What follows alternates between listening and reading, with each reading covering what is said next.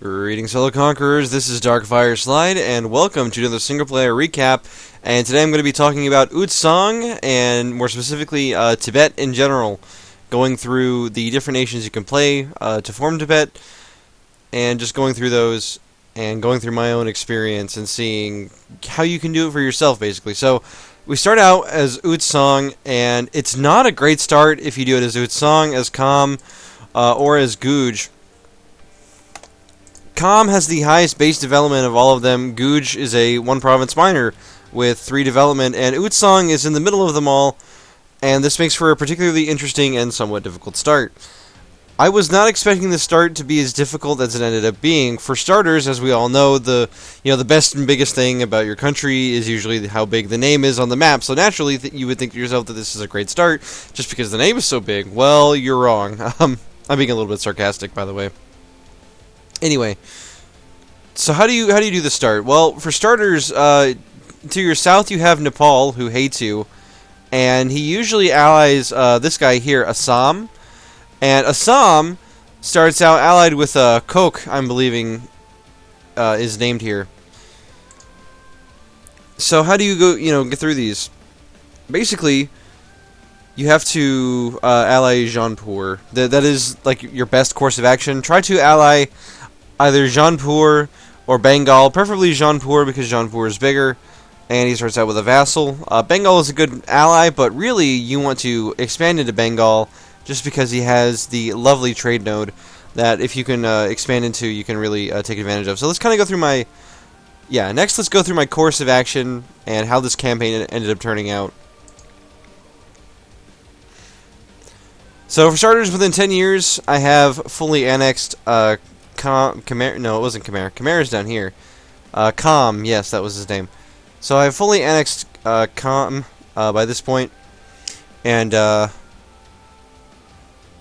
yes. So my opening strategy was to ally Sari-Gyogir. Interestingly enough, Kok will actually take an alliance with you.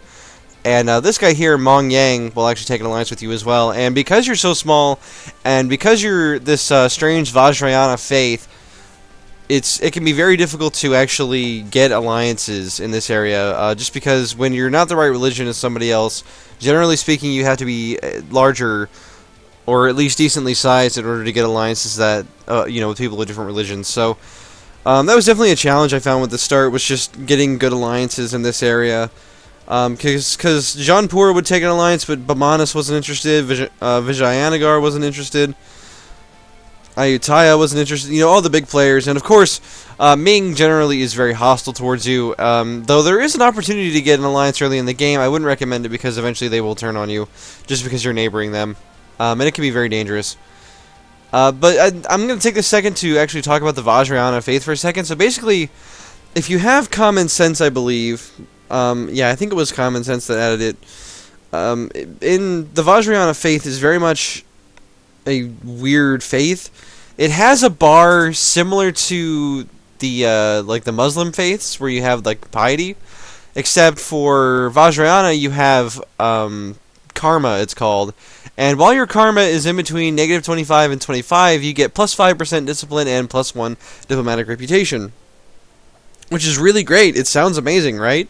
Here's the problem. When you have the Vajrayana faith, anytime you declare war, you lose karma, and if your karma goes below 50, if it goes below -50, you lose 1 diplo rep, and if it goes above positive 50, you get karma by honoring calls to arms, like defensive calls to arms, and releasing nations and returning cores. So if you keep it too high, you lose discipline, which obviously is terrible, and you never want to do that. Which why would you anyway, because you're taking land. So I found myself trying to balance the Vajrayana faith too much and worrying about it too much rather than actually trying to play the game well. And it reminds me now, Tibet starts out, or Utsong starts out as a tribal nation, meaning you only have like 2 diplomatic slots at the start of the game. And when you form Tibet, you become a kingdom, so you get 3, which is better, but it's still not great.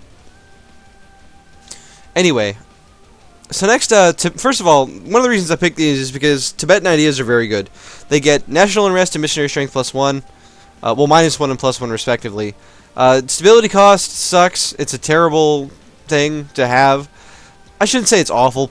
Any bonus is a bonus, right? It's not as bad as like something like Naval Leader Fire or something, but it's still not great.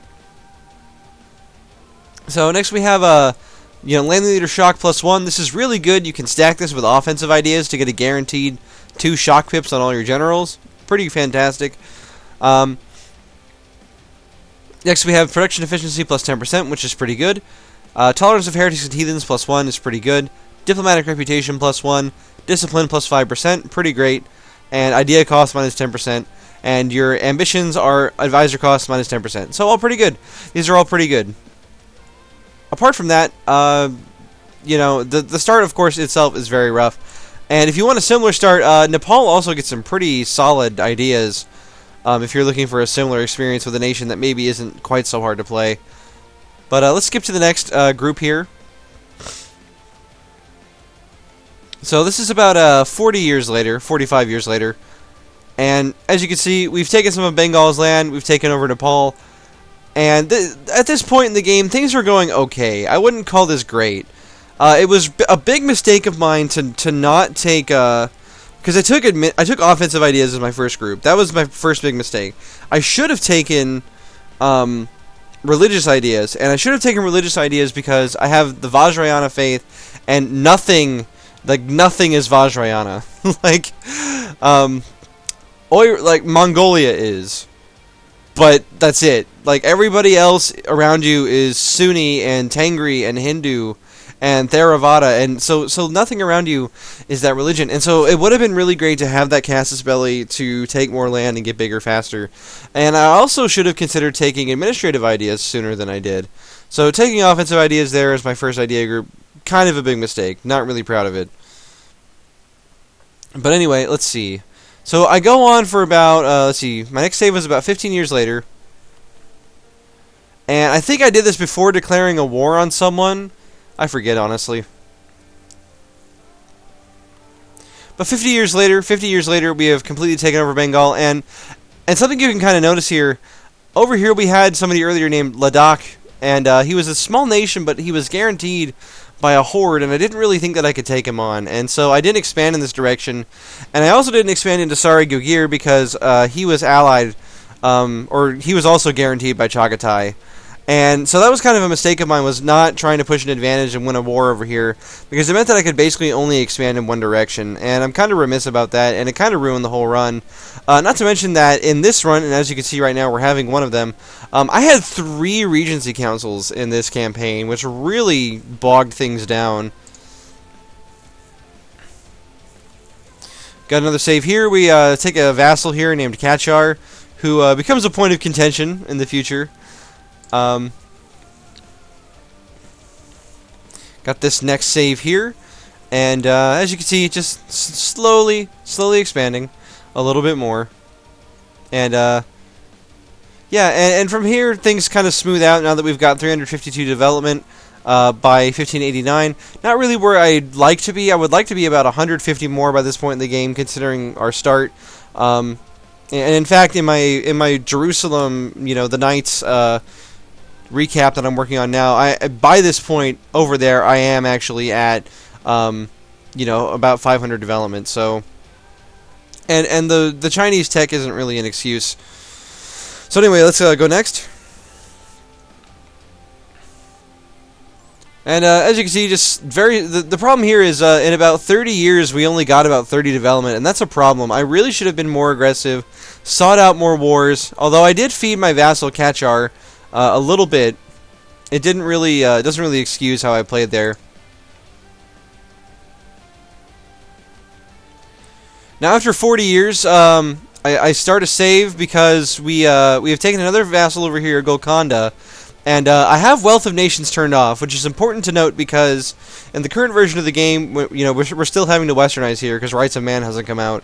But I actually took this land from Vijayanagar, and Portugal has a little colony here, and Portugal, I believe, was actually in a PU under France. Yes, so I decided to just move in And since Portugal wasn't likely to press any claims himself, decided to start westernizing. And so we westernized about this time, which is pretty good actually. I consider 1654 to be a not terrible time to westernize. 1700 and later, pretty bad, but 1650 is perfectly fine. By 1677, we completed our westernization.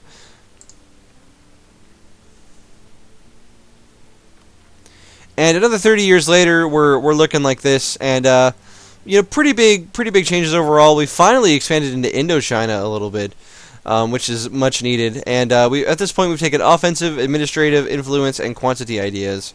So all pretty decent things overall. I don't know why it keeps saying that this land is occupied, even though it's clearly not, because I'm not at war with anyone. But beside the point. So we go through another 30 years, expand a little bit more down Indochina, a little bit more into India, and that's pretty much all that happens. And the problem is I wasn't very aggressive, and I really should have attacked Vijayanagar, a lot, and taken their land and expanded more into India. But I just didn't, because I was trying to tech up or something, So that was another big mistake on my part with this campaign.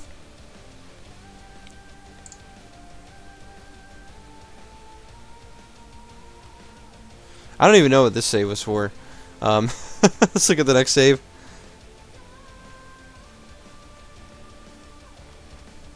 Alright, so, we finally got Ming to kind of collapse. We went to war with them in a big way, because they weren't westernized, but even despite being not westernized, they're almost caught up on tech with us, which is kind of ridiculous. But, yeah, we constantly sowed discontent with them, which lowers their legitimacy and gives them national unrest. And you get that option in Diplomatic Tech 17, so it's really important to note that you can do that with Ming and really screw with them that way. And this would eventually lead to their overall downfall. And we were able to take a bunch of land from them as well, and get up to 1024 development, and which would be enough to become an empire if we had the prestige, but I don't think we did. We can't see from here what our prestige actually is, but at any rate, 30 more years.